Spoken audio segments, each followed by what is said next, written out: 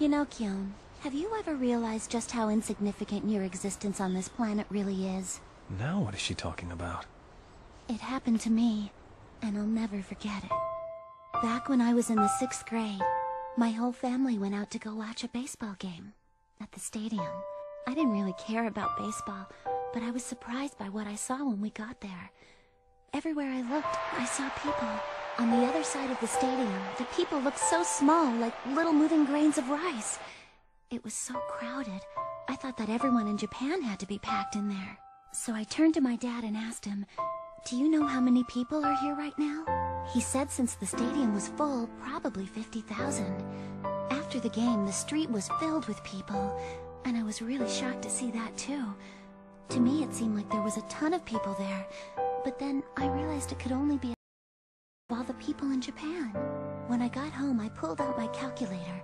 In social studies, I'd learned that the population of Japan was 100-some-odd million, so I divided that by 50,000. The answer was 1/2000th. That shocked me even more. I was only one little person in that big crowded stadium filled with people, and believe me, there were so many people there, but it was just a handful of the entire population. Up till then, I always thought that I was, I don't know, kind of a special person. It was fun to be with my family. I had fun with my classmates, and the school that I was going to, it had just about the most interesting people anywhere.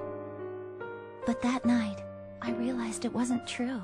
All the stuff we did during class that I thought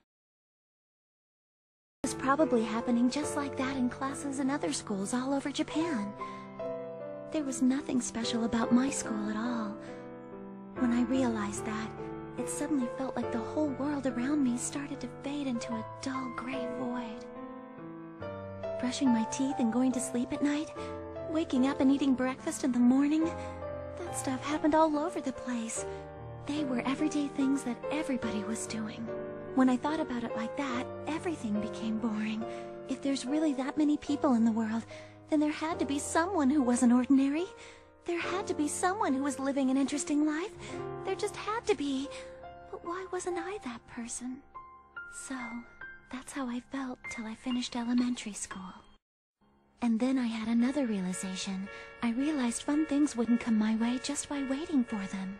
I thought when I got into junior high, it was time for me to make a change. I'd let the world know I wasn't a girl who was happy sitting around waiting. And I've done my best to become that person.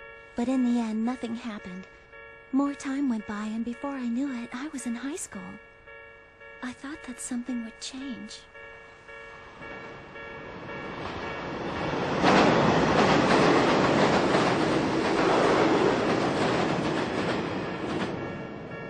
The passing train gave me a moment to think about my response.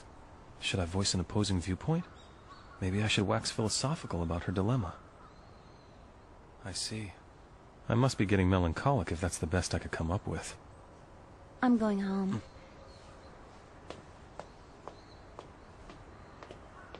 The truth is, I'd get home faster if I went that way too. But the way Haruhi was walking, well, it was like her back was telling me not to follow her. I had no other choice but to stand there all by myself until I couldn't see Haruhi's back anymore.